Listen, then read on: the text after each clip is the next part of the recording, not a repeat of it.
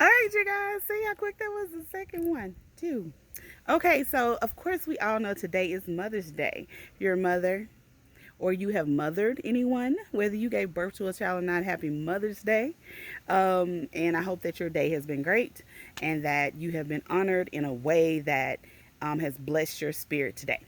So, the sermon for today, of course, was about mothers. I mean, what else would it be about? So, the sermon started off, and when he read the scripture, it was, I was kind of like, where are you going with this? Because in the scripture, the mother had came, the child had been ill, and the child died. And I was like, what kind of sermon is this?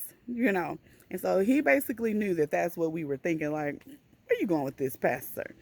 Well, he talked about the praying mother and how when you are a mother, how the prayers of the mother is totally different than anybody that could ever pray for you. How a mom prays for a child, and how the prayers of mothers are heard, he feels, in a different way because of the way that moms are with their children, because no one knows that child like the mom does. No one knows what that child needs better than the mom does. And then there are some things that mothers are just willing to do, or just more equipped to do than the dad. Not because the dad loves the child any less. It's just that we are built differently for a reason.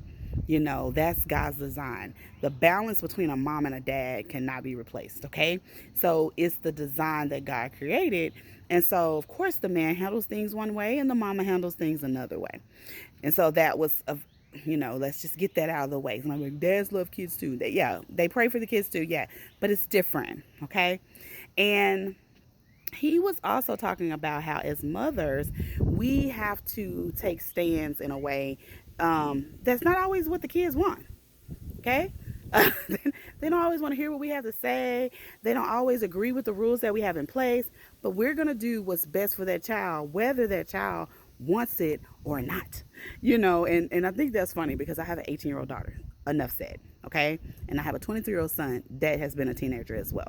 And even at 23, I still say what I'm going to say, and I'm going to always do what's best for them. And so that sermon kind of hit hard because as moms, sometimes we also can feel discouraged because of those decisions that we have to make, because that child seems like they're just going crazy, you know.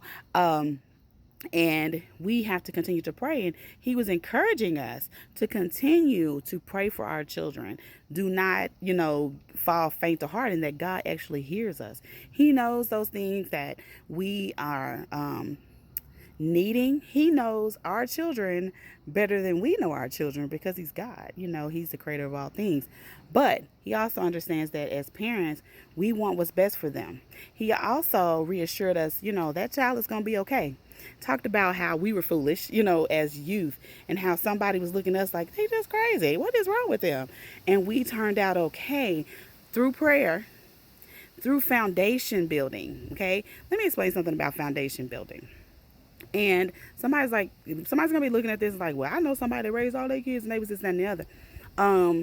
And you had that one that was just acting crazy. Well, that was because that was their choice. That's not because of how they were raised. But most times, with good foundation, spiritual foundation, understanding and love, okay? Because all those things connect to love. Then that child will be okay. They will not always make the decisions that you want. They may not get to the path or the end based on how you would advise them to do it, but they will be okay, just like we were okay. Ask for protection over them, ask for guidance. And what he didn't say, and something that I do all the time, and sometimes I'm like, Lord, did you hear that prayer I prayed? I pray for them to have spiritual wisdom beyond their years, okay? Because I remember being young and being dumb, okay? And that spiritual wisdom that intercedes on their behalf, you know what I'm saying?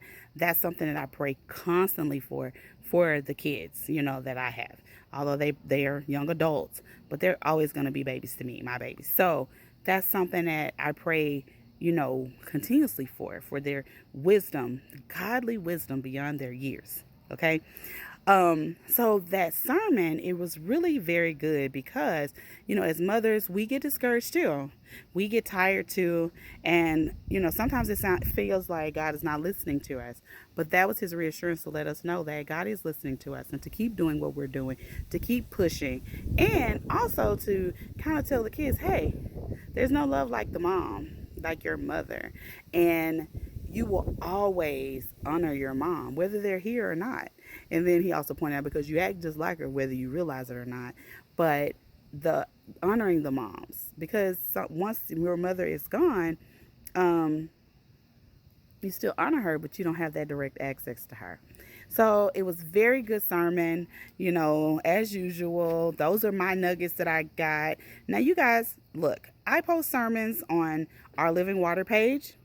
And if you want to see more of necessarily what I got, what really was said versus what I got, then you are free to go to that page, check out the sermon, and get it for yourself. All right, you guys, thank you. Make sure that you leave comments and that you like my page on Facebook and Memoirs of Imperfect Christian, and follow me on Shay Cherie on Instagram, and subscribe to my channel on YouTube, Shay Cherie. All right, you guys, happy Mother's Day.